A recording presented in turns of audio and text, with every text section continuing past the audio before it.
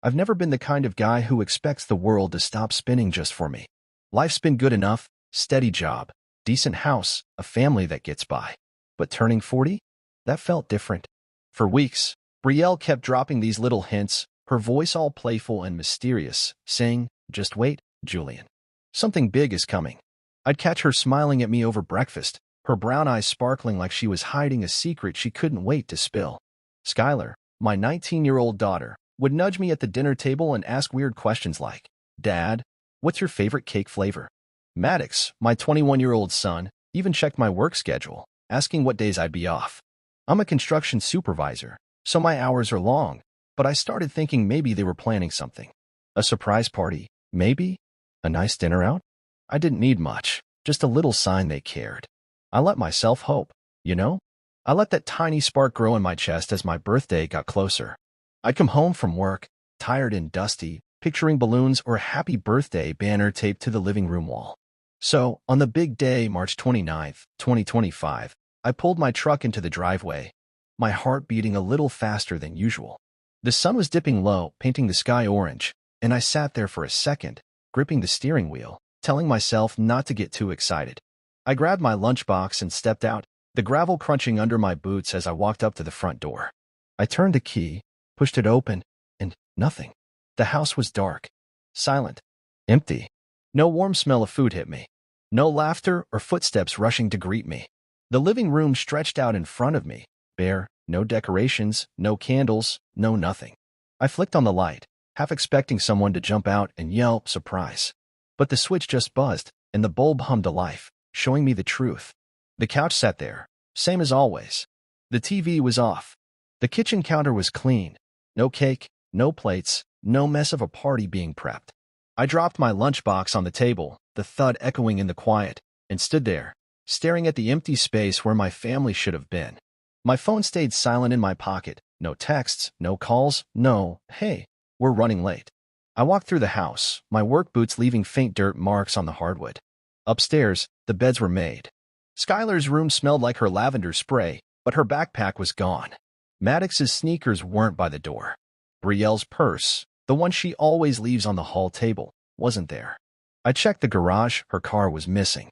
My stomach twisted, heavy and sour, like I'd swallowed a rock. I told myself maybe they were out getting something last minute.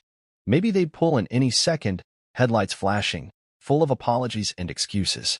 I sat on the couch, still in my dusty jacket, and waited. 5 minutes turned into 10. 10 turned into 30. The clock on the wall ticked louder than it ever had before, each second slicing into that dumb hope I'd been carrying. I leaned back, rubbed my face, and felt the weight of 40 years settle on me. Not the milestone I'd imagined, but something else. Something cold.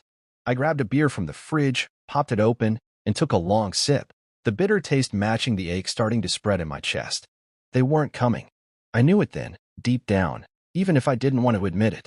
I'd spent weeks building up this moment in my head, picturing their faces, their voices, some kind of celebration to mark me hitting the big 4-0. But the house stayed quiet, and that silence told me everything. I wasn't worth the effort. Not to them. I set the beer down, my hand shaking just a little, and stared at the blank TV screen. My reflection staring back, tired eyes, gray creeping into my beard, a guy who thought he mattered. 40 years old, and this was it. An empty house, a warm beer, and a family that didn't even leave a note. I didn't know what hurt more, the fact they forgot or the fact I'd let myself believe they wouldn't. Either way, I wasn't moving from that couch. Not yet. I'd wait a little longer, just in case. But that spark? It was gone. Snuffed out by the dark, quiet truth of my birthday night. 3 hours after I sat down on that couch, the beer was warm in my hand, and the house was still as empty as a ghost town. I'd been staring at the wall, trying to figure out what I did wrong, why nobody bothered to even call. My phone sat on the coffee table, screen black, mocking me with its silence. I checked it a dozen times, nothing. No missed calls, no texts, just the same old lock screen of me and Brielle from last summer, smiling at some barbecue. I didn't want to feel sorry for myself, but damn, it was hard not to. 40 years old, and this was my big day? I grabbed my phone again, more out of habit than hope, and opened Instagram. I don't usually scroll much, too many ads and fake smiles, but something told me to look. And there it was, staring me in the face like a punch to the gut. A photo of Brielle, Skylar, Maddox, and her parents, Greg and Rochelle, all grinning on a beach. White sand stretched out behind them, waves crashing in, the sun setting all golden and perfect. Brielle had a cocktail in her hand, her sunglasses pushed up on her head, laughing like she didn't have a care in the world. Skylar was splashing in the water, her hair wet and wild. Maddox stood there, shirt off, holding a beer, smirking at the camera. Greg and Rochelle were lounging in chairs, looking smug as ever. The caption under Maddox's post hit me like a brick. "He won't even notice we're gone, LOL." I read it again, then a third time, just to make sure I wasn't seeing things. My own son wrote that. My family, my whole damn family, was at some fancy resort, living it up, while I sat here in the dark.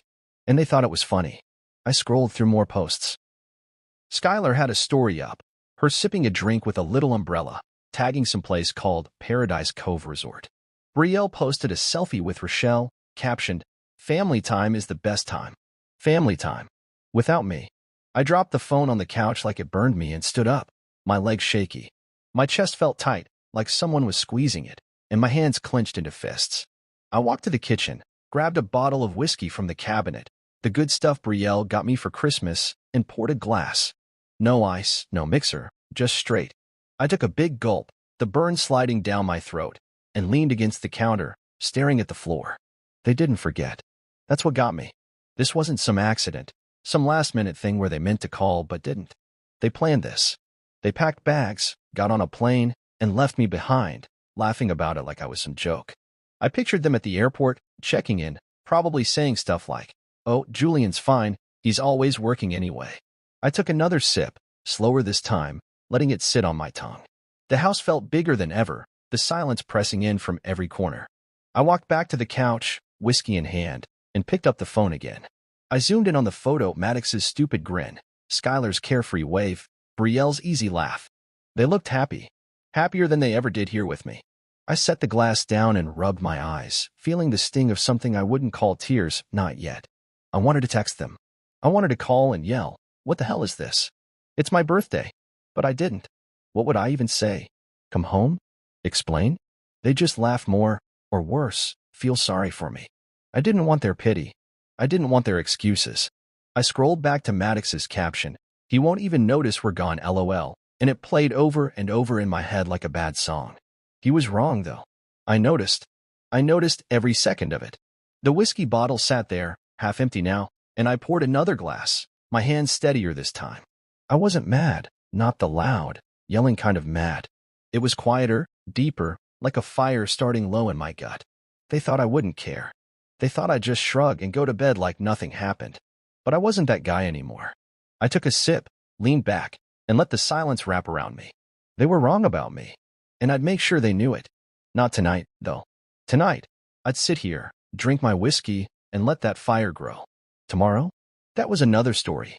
The whiskey bottle was nearly empty by the time I decided sitting around feeling sorry for myself wasn't enough. It was past midnight, my birthday officially over, and the house still echoed with that hollow silence. I wasn't drunk, not really, just buzzed enough to feel the edges of my anger sharpen. Maddox's caption kept bouncing around in my head. "He won't even notice we're gone, LOL." They thought I was blind, some dumb workhorse who'd just keep plodding along, too busy or too stupid to see what they were doing. But I saw it all now, clear as day, and I wasn't going to let it slide. I grabbed my laptop from the coffee table, flipped it open, and started digging. First, I went back to Instagram, saving every post and story they'd put up, Brielle's selfies, Skylar's beach videos, Maddox's smug little updates. I took screenshots, noting the timestamps. They'd been gone at least 2 days, maybe more, based on the resort's check-in pics. Then I pulled up our joint bank account online. I'm the one who usually handles the bills, keeps the numbers straight, so I knew exactly where to look. My stomach dropped when I saw it. A $3,800 withdrawal, dated 3 days ago. Cash, not a card swipe, sneaky, like they didn't want a trail. I leaned back, rubbing my jaw, thinking about how I'd just given Maddox the same amount last month for a deposit on his new apartment. He'd hugged me, said, "Thanks, Dad, you're the best." I'd felt good about it, proud even. Now, it looked like that money funded their little getaway. I kept scrolling through the bank records, my fingers moving faster as the pieces clicked together. There were small charges too, gas, a coffee shop near the airport, but nothing big enough to explain a resort trip. That's when I remembered Brielle's emergency credit card, the one she said was for unexpected stuff like car repairs. She kept the statements in a drawer in our bedroom, tucked under some old tax files like I'd never bothered to check. I got up, the whiskey buzzing in my veins, and headed upstairs. The drawer squeaked as I pulled it open, and there it was, a stack of envelopes from a card I didn't even have the number for. I ripped one open, dated last month, and started reading. My eyes widened as the charges piled up. $1,200 at a spa, $800 at some fancy clothing store, $450 for lunch with Rochelle at a place I'd never even heard of. Month after month, it was the same, thousands racked up on stuff she never mentioned.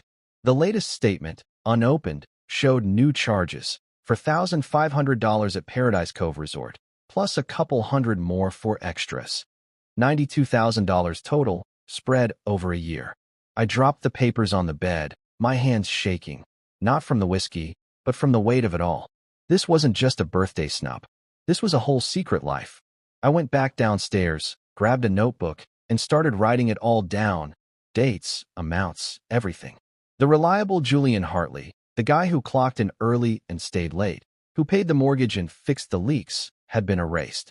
They'd turned me into a walking ATM, a shadow they could step over while they sipped cocktails and laughed. I poured the last of the whiskey, staring at my messy handwriting, the numbers glaring back at me. I didn't cry. I'm not the crying type, but my throat felt tight, like I couldn't swallow right. I thought about the years I'd spent building this life, the overtime I worked so Skylar could go to college, the weekends I gave up to keep us afloat. And for what? So they could jet off and mock me? I flipped the notebook shut and leaned back, the couch creaking under me. The anger wasn't loud anymore. It was cold, steady, like a river carving through rock. I wasn't going to yell or smash things. That's not who I am. But I was done being invisible. I'd been the guy who kept quiet, who let things slide, who trusted too much. Not anymore. I took a slow sip of whiskey, letting it burn, and made a promise to myself right there in the dark. They'd remember me, not the old Julian, the one they walked all over, but this one, the forgotten one, the one who'd been watching all along. And I'd start by making sure they couldn't hide from what they'd done. Not from me. Not ever again. 2 days after my birthday, I woke up to the same quiet house, the same empty feeling sitting heavy in my chest. The whiskey bottle was still on the counter, a reminder of that first night, but I didn't touch it again. I'd spent the last 48 hours keeping busy, work, grocery runs, anything to keep my mind off the hole my family had left. I didn't call them. I didn't text. I'd seen enough on Instagram to know they were still at that resort, probably lounging by the pool while I ate cold leftovers alone. My phone stayed quiet too. No apologies, no check-ins, nothing. It was like I didn't exist. But that changed on the second day. I was sitting on the couch, flipping through channels I didn't care about, when my phone started buzzing. WhatsApp lit up with a flood of messages, one after another, like they'd all remembered me at once. I picked it up, my thumb hovering over the screen, not sure I even wanted to look. The first one was from Brielle. Julian, where are you? Like I was the one who'd disappeared. Then Skylar, Dad, are you okay? Please answer. Maddox chimed in with, Yo, Dad, what's up? You good? I scrolled through 49 messages total, piling up over a few hours. Voice notes too, Skylar's voice, soft and shaky, saying, Dad, I'm worried. Just let us know you're fine. Brielle sent a longer one later. Julian, please don't shut me out. We're flying back early. Talk to me. I sat there, staring at the screen, the words blurring together. Part of me wanted to feel something, relief, maybe, or even anger, but I didn't. It was too late for that. They'd had days to reach out, and now, what? They were scared I'd gone off the deep end? I set the phone down and leaned back, my hands resting on my knees. The house creaked around me, the fridge humming in the kitchen. I could have answered. Could have typed back. I'm here. Where the hell were you? But I didn't. They didn't deserve that yet. Instead, I got an idea. I grabbed my phone again, opened Instagram, and flipped through my camera roll. There wasn't much, just some work pics, a shot of my truck, and then one from yesterday. I'd stopped at the grocery store after my shift, picked up a cheap chocolate cake from the bakery section. It was small, kind of sad-looking, with happy birthday scribbled in messy icing. I'd taken a picture of myself holding it in the kitchen. No smile, just me, and the cake under the fluorescent light. I hadn't planned to post it, didn't even eat the damn thing, but now it felt right. I uploaded it, no filter, no caption, no tags. Just the timestamp, March 28th, 2025, 7:42 p.m. I hit post and watched it go live. It wasn't about being petty. It wasn't some big screw you to them. It was a marker, a quiet little flag in the ground saying, I'm still here. I see you. And I'm not the one who's missing. I tossed the phone on the cushion next to me and stood up, stretching my arms over my head. My back popped from too many hours on the couch, and I walked to the window, peering out at the dark street. The neighbors' lights were on, warm and yellow, families inside doing normal stuff. My house felt like a shell, but I wasn't sad about it, not anymore. Those 49 messages kept buzzing in my mind, though. They weren't apologies. Not really. They were panic, maybe guilt, but not remorse. Brielle's "don't shut me out" stuck with me the most. She didn't get it. I wasn't shutting her out. She locked me out days ago, and now she wanted back and like nothing happened. I shook my head, a dry laugh slipping out. Skylar's voice note played in my head too, her worry tugging at me a little. She's my girl, always has been, but even she'd gone along with this. Maddox? He'd probably just shrug it off if I called him out. I walked to the kitchen, grabbed a glass of water, and leaned against the counter, sipping it slow. My phone buzzed again, another message, probably number 50, but I ignored it. They'd see the post soon enough. They'd know I wasn't sulking or lost. I was right here, watching, waiting. The cake sat on the counter still, untouched, the icing starting to crack. I didn't need it. Didn't need their rushed words either. What I needed was something they couldn't give me yet, answers. And I'd get them, one way or another. For now, I'd let them squirm. Let them wonder. Because I wasn't the guy they thought I was anymore. Not after this. 3 days after my birthday, I was sitting in the living room, the TV on low, some dumb game show buzzing in the background. I hadn't answered any of those 49 messages, hadn't called back, hadn't even looked at my phone much since I posted that cake picture. It was late afternoon, the sun slanting through the blinds, casting stripes across the carpet. I'd just gotten home from work, still in my dusty jacket, when the doorbell rang. It wasn't a soft knock. It was sharp, insistent, like someone who didn't want to be ignored. I stood up slow, my boots heavy on the floor, and walked to the door. I didn't know what I expected, but my gut told me it was them. I turned the knob and pulled it open, and there they were, Brielle, Skylar, Maddox, and her parents, Greg and Rochelle, all standing on my porch like some awkward family portrait. Brielle was in front, holding a shiny gift bag, her smile tight and fake, the kind she uses when she's nervous. Skylar and Maddox hung back, Skylar picking at her nails, Maddox staring at his shoes. Greg and Rochelle stood there like they owned the place, Greg's arms crossed, Rochelle's lips pursed. I didn't say a word, just leaned against the doorframe, looking at them, letting the silence stretch out. Brielle shifted her weight, the gift bag crinkling in her hands. Julian, she started, her voice too bright. We're back. We wanted to see you. I didn't move, didn't nod, just kept my eyes on her. She faltered, then held up the bag like it was a peace offering. I got you something. For your birthday. I glanced at it, probably some overpriced shirt or watch she thought would fix this. I didn't take it. Instead, I reached into my pocket, pulled out my phone, and opened Instagram. I held it up, Maddox's post right there on the screen. He won't even notice we're gone, LOL. I turned it so they could all see, my thumb resting on the edge. The air changed, like someone sucked the oxygen out of it. Brielle's smile dropped. Skylar's head snapped up, her eyes wide. Maddox shifted, muttering something under his breath. Greg cleared his throat, but I didn't give him a chance to speak. I looked straight at him, his smug face all red from the sun, and said, "You're not welcome here." My voice was calm, low, but it cut through the tension like a blade. Greg blinked, his mouth opening, then closing. Rochelle stepped forward, her voice sharp. "Now, Julian, that's uncalled for." I didn't let her finish. I said what I said. "You don't get to walk in here. Not after this." I nodded at the phone, then stepped aside, holding the door open just enough for Brielle and the kids. "You three can come in." "They can't." Brielle hesitated, glancing back at her parents, but I didn't budge. Greg huffed, turning to Rochelle like he expected her to fight me, but she just glared, her hands on her hips.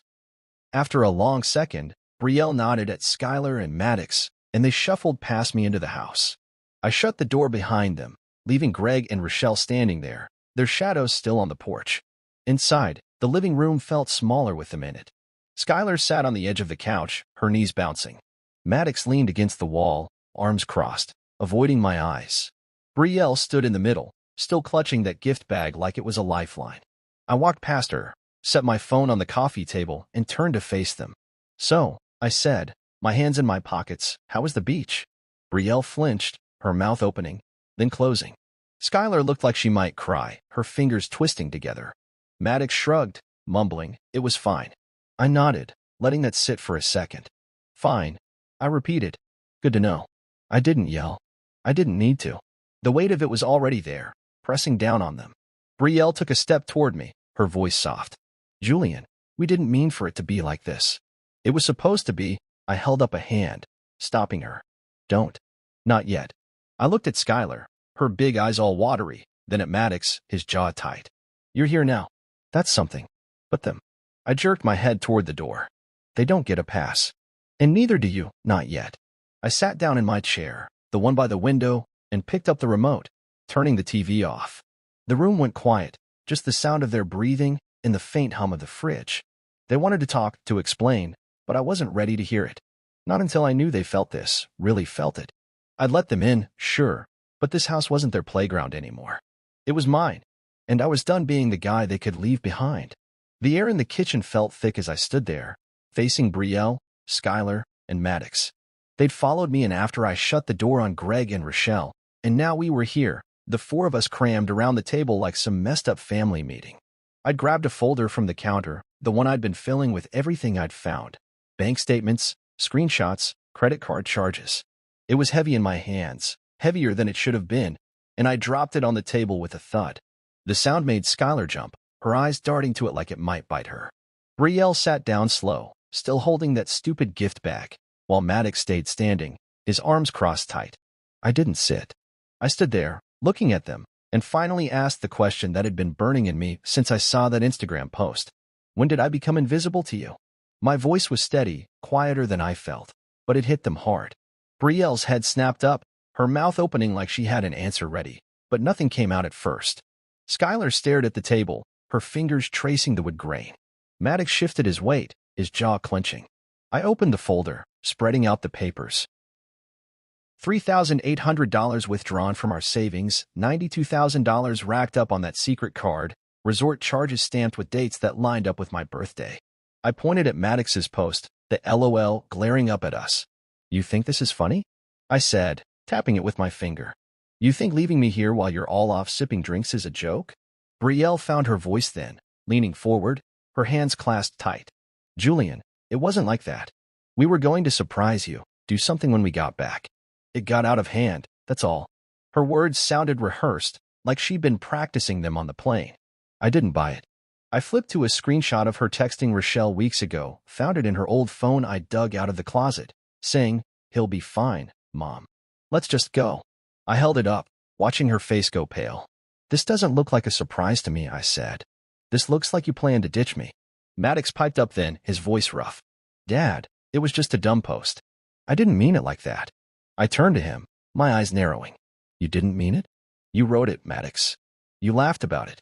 You took my money I gave you for your place, and spent it on this." He looked away, his shoulders slumping, but he didn't argue. Skylar started crying then, soft little sobs that made my chest ache. She's always been the sensitive one, my little girl who'd climb into my lap when she was scared. "Dad," she said, her voice breaking, "it was supposed to be for you too. We were all going to go, me, you, Mom, Maddox. But then Grandpa said," she trailed off, wiping her eyes. I leaned in, my hands flat on the table. "Said what, Skylar?" She swallowed hard, glancing at Brielle, who wouldn't meet my gaze. "He said you'd bring down the vibe. Bet you're always so serious, and it'd be more fun without you." The words landed like a hammer, cracking something inside me. I straightened up, looking at Brielle. "Is that true?" She didn't answer right away, just stared at the table, her fingers twisting together. "Julian, it wasn't my idea," she finally said, her voice small. "Dad kept pushing, and I didn't know how to say no." I let out a dry laugh, shaking my head. "You didn't know how to say no? To your dad? But you knew how to say no to me, how to leave me out, how to take our money and run off with them." I flipped the folder shut, the snap of it loud in the quiet. "I've been working my ass off for this family, for you, for the kids. And this is what I get? You let Greg decide I'm not worth it. Skylar reached for my hand, her fingers cold. Dad, I'm sorry. I didn't want it to be like this. I looked at her, saw the truth in her eyes. She meant it. But it didn't erase the hurt. Maddox mumbled something that might have been sorry, but he still wouldn't look at me. Brielle stood up, stepping closer. Julian, we can fix this. Please. I stepped back, out of her reach. Fix it? You don't fix something you broke on purpose. I grabbed the folder, holding it up. This is what you did. You don't get to walk in here with a gift bag and some tears and make it go away. The room went still, just Skylar's sniffles and the faint hum of the fridge. I looked at them, my wife, my kids, and felt the betrayal cut deeper than I'd expected. They'd chosen Greg's version of fun over me, and I wasn't sure I could forgive that yet. After that showdown in the kitchen, I didn't sleep much. The house felt different now, like it wasn't theirs anymore, just mine. Brielle, Skylar, and Maddox had left the room quiet. Skylar still crying, Maddox slinking off to his old bedroom, Brielle hovering like she wanted to say more but didn't dare. I'd laid it all out, the money, the lies, the way they'd made me feel, and I wasn't backing down. The next morning, I got up early, the sun barely up, and started making changes. I sat at the kitchen table with my coffee, laptop open, and pulled up our bank accounts. My hands moved fast, clicking through screens, setting up a new account in just my name. I transferred half our savings, enough to cover 3 months of the mortgage and utilities, into it, leaving the rest for Brielle to figure out. She'd have to start pulling her weight now. I canceled the joint credit card, the one she thought I didn't know about, and set up a direct payment for Skylar's college tuition so it'd go straight to the school. No more middleman, no more chances for that money to disappear. By the time the coffee was cold, I'd drawn a line in the sand. I wasn't kicking them out, not yet, but things were going to be different. Brielle came downstairs around 8, her hair messy, as puffy like she hadn't slept either. She stopped in the doorway, watching me pack up my laptop. Julian, what are you doing? She asked, her voice shaky. I didn't look up, just kept stacking papers. Making sure I'm not invisible anymore, I said. You're in the guest room from now on.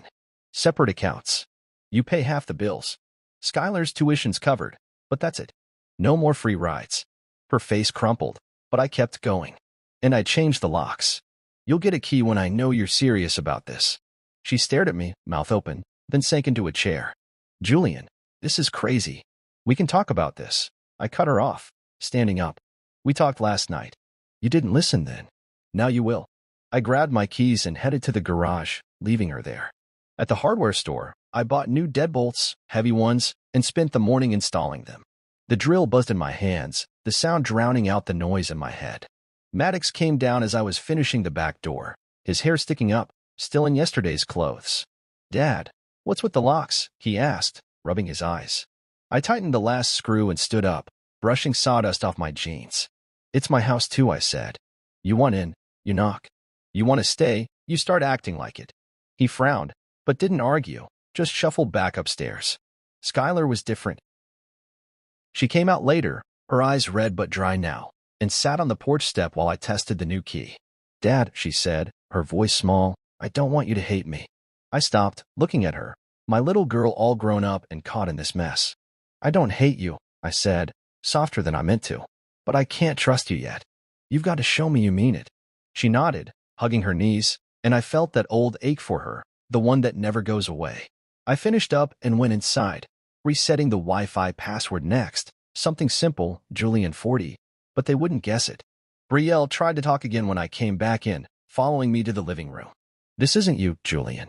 Locking us out, splitting everything, it's not fair. I turned to her, my hands in my pockets. Fair? You took our money, left me here, let your dad call me dead weight. That's not fair. This is me surviving. She flinched, but I didn't stop. You want to fix it? Earn it. Respect's gone. You've got to bring it back. She didn't say anything, just stood there, tears welling up. Maddox stormed out then, grabbing his jacket. This is bullshit. Dad, he snapped. I'm out. He slammed the door, the new lock clicking behind him. I didn't chase him. He'd figure it out or he wouldn't. Skylar stayed, though, hovering near me the rest of the day, helping with small stuff, bringing me a screwdriver, making coffee.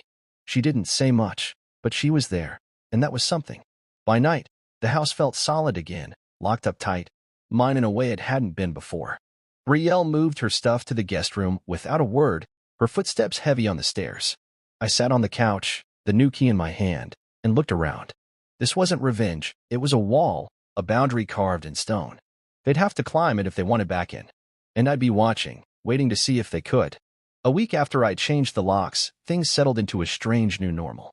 Brielle stayed in the guest room, quiet and distant, coming and going without much talk. Skylar stuck around more, her presence soft but steady, like she was trying to glue something back together.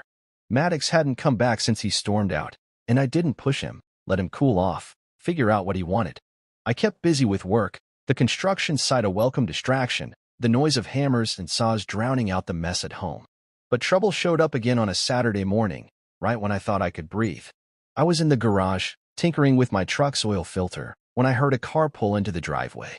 I wiped my hands on a rag and stepped out, squinting against the sun. Greg's silver SUV sat there, engine still running, and he climbed out, his face red and tight like he'd been stewing all week. Rochelle stayed in the passenger seat, her arms crossed, glaring through the windshield. I leaned against the garage door, rag in hand, and waited. He marched up, stopping a few feet away, his voice loud enough to wake the neighbors. "Julian, what the hell do you think you're doing?" he barked. "Locking my daughter out, cutting her off. You're destroying this family." I didn't flinch, just looked at him, letting him puff himself up. He was taller than me, broader too, but I wasn't intimidated. Not anymore. "Destroying it?" I said, keeping my tone even. "Funny, I thought that started when you took them all to a resort and left me behind." He waved a hand, dismissing me. "That was a trip. A break. You're blowing this out of proportion, acting like some midlife crisis nutcase." I stepped forward then, closing the gap just enough to make him shift back. "A break," I repeated. "How much did it cost, Greg? That little break?" He blinked, caught off guard, then shrugged. "I don't know, about $7,500. What's that got to do with anything?" I nodded, letting that number hang there, then said, "I put $25,000 into Skylar's education last year. Paid for her books, her dorm, her classes. What VEU done for her future?" His mouth opened, then shut, his face going redder. I didn't stop. "You don't get to stand here and lecture me about family. You decided I wasn't worth bringing along, convinced Brielle I'd ruin your fun. And now you're mad I'm not rolling over for it?" Rochelle climbed out of the car then, her heels clicking on the pavement. "Julian, you're being ridiculous," she snapped. "Brielle's a wreck because of you. She's saying you're cold, unreasonable." I cut her off, my voice sharp now. "She's a wreck because she got caught. You don't get to spin this on me." Greg took a step closer, pointing a finger. "You watch how you talk to us. We're her parents, and I'm her husband." I shot back. Or I was, until you helped her forget that. They stood there, fuming, but I didn't back down. I'd had enough of their high-and-mighty act. "Go home," I said, turning back to the garage. "This isn't your fight." Greg huffed, muttering something about me being ungrateful, then stormed back to the car. Rochelle followed, throwing one last glare over her shoulder. They peeled out, tires squealing, and I watched them go, the rag still clenched in my fist. Later that day, I checked Facebook, should have known better, and saw Brielle's latest post. Sometimes people change, and not for the better. Midlife hits hard. A dozen likes, a few sad emojis, comments from her friends saying, "Stay strong, girl." I stared at it, the words twisting in my gut. She was painting me as the bad guy, the cold one, like I'd snapped for no reason. I could have posted something back, dumped the receipts, the screenshots, the truth, but I didn't. Let her have her story. The people who mattered knew what happened. My buddy Pete from work called that night, asking if I was okay. He'd seen the post. "She's full of it," he said. "We all know you, man. You don't flip out over nothing." I thanked him, hung up, and sat on the couch, the house quiet again. Skylar came down a little later, curling up next to me with a mug of tea. "Dad," she said, "I don't care what Mom says. You're not the one who's wrong." I put an arm around her, feeling her lean into me, and nodded. "Thanks, kid. I didn't need the world to see it. I had the folder, the facts, the loyalty of the ones who stuck around." Greg could yell, Brielle could post, but I knew the truth. And that was enough for now. Weeks had passed since Greg's blow-up in the driveway, and the house had settled into a rhythm I could live with. It wasn't peaceful, exactly. More like a ceasefire, everyone figuring out where they stood. Brielle stayed in the guest room, coming and going with her head down, her words short and careful. Skylar was around a lot, popping in after classes, Her quiet company a lifeline I didn't know I needed. Maddox, though, he'd been a ghost since he stormed out, and I let him be. He's my son, sure, but he's a man now, and men have to face their choices. Then one Tuesday, my phone rang while I was eating lunch at the construction site, a sandwich in one hand, dust all over my boots. It was Maddox. I set the sandwich down, wiped my hands on my jeans, and answered. "Dad," he said, his voice low, "can we talk?" I leaned against the truck, the sun hot on my neck. "Yeah," I said. "What's up?" He hesitated, then, "I'm in a jam. Rent's due, and I'm short. Can you help?" I didn't answer right away, just listened to the hum of the site around me. Drills whining, guys shouting. Part of me wanted to say no, let him sink a little, feel the weight of that LOL he'd thrown at me. But he was still my kid. "Come by tonight," I said. "We'll figure it out." He showed up around 7, his hoodie wrinkled, hair a mess, looking like he hadn't slept. I let him in, the new lock clicking behind us, and we sat at the kitchen table. "How short are you?" I asked, pouring him a glass of water. He stared at it, not drinking. 600. I thought I had it, but work cut my hours. I nodded, pulling out my laptop. "All right. We're not just throwing money at it, though. Show me what you've got, bills, pay stubs, all of it." He blinked, surprised, but dug into his backpack, pulling out crumpled papers. We spent an hour going through it. His rent, his phone bill, the little he'd saved. I showed him how I'd always done it for the house, tracking every dollar, making it stretch. "See this?" I said, pointing at the screen. "You plan ahead, you don't get stuck." He nodded, slow, like it was sinking in. By the end, we'd made a spreadsheet. Nothing fancy, just numbers and rows. I gave him the 600 cash from my new account, but I made him write it down. "You owe me," I said. "Not because I'm mad, just so you learn." He looked at me then, really looked, and said, "I get it, Dad." He didn't say sorry, not out loud, but later that night, I noticed his Instagram was gone. No posts, no profile, just a blank space where that caption used to be. He asked if he could come by Sundays, just to hang out, and I said yeah, feeling something shift between us. Skylar kept coming too, her visits more regular now. She'd sit with me on the couch, watching old movies, or help in the garage, handing me tools while I fixed stuff. One night, she hugged me tight before leaving, whispering, "I'm glad you're my dad." It hit me hard, that little crack of light in all this dark. Brielle, though, she was still a puzzle. Some days, she'd try nostalgia, talking about when we met, how we'd laughed over cheap pizza. Other days, she'd blame me, saying I'd pushed her away with the locks and the accounts. I didn't bite either way. "You pushed first," I'd say, and she'd go quiet, retreating to her room. I wasn't holding my breath for her to change. She liked her story too much, the one where I was the problem. But I didn't need her to see me anymore. Maddox's Sundays turned into a routine, him showing up with coffee, us working on his budget or just talking. He didn't say much about the trip, but I could tell he was carrying it, that guilt simmering under his tough act. Skylar stayed caught in the middle, loving us both, but she picked me more often, her loyalty clear in the way she'd linger. The fractures were still there, big ones, jagged and raw, but these first steps, these moments with my kids, felt like something solid. I'd let Brielle figure her own path. I'd already let go of needing her to come back. The kids, though, they were enough to keep me going, enough to start rebuilding on. A month after my 40th birthday, I woke up to a quiet house, the kind of quiet that doesn't feel empty anymore, just still, like the world's holding its breath. It was a Saturday, the sun creeping through the blinds, painting the living room in soft gold. I sat up on the couch where I'd fallen asleep, a blanket tangled around my legs, the TV off for once. My coffee mug from last night sat cold on the table, next to my phone, which buzzed with a new email. I rubbed my eyes, stretched, and picked it up. It was from my divorce lawyer. Short, simple, saying Brielle's attorney had reached out. No fight, no drama, just paperwork moving forward.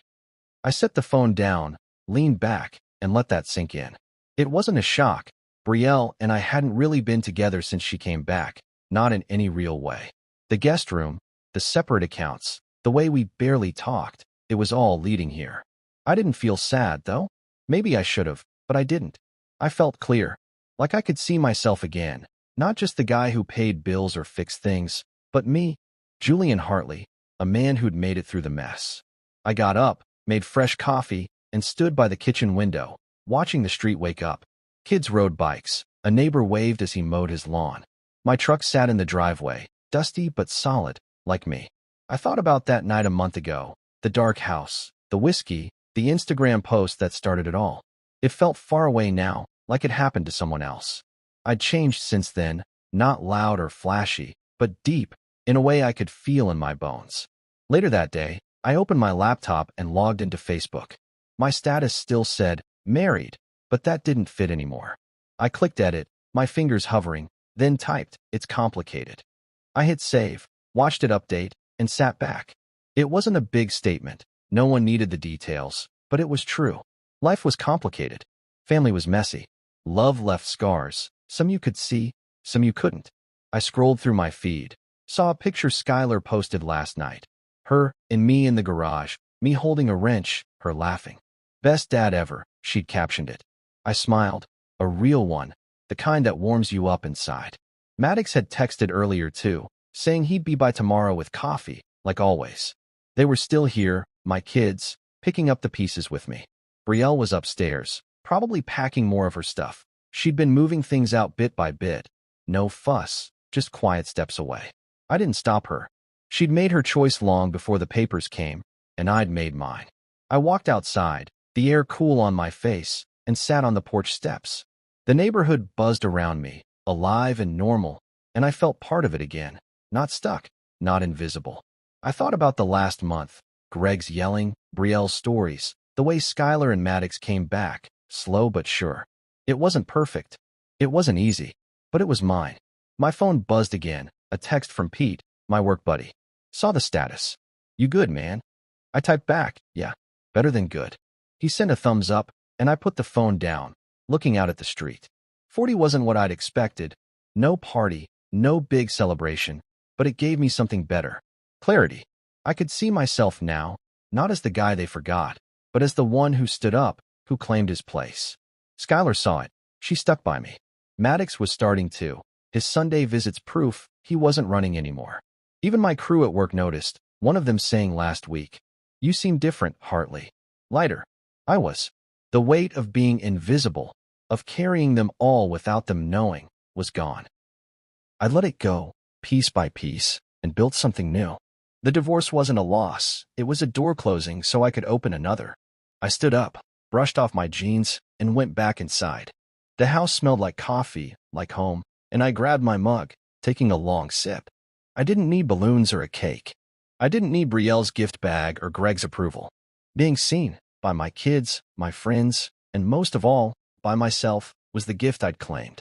40 wasn't a milestone they gave me. It was one I took, and that was enough.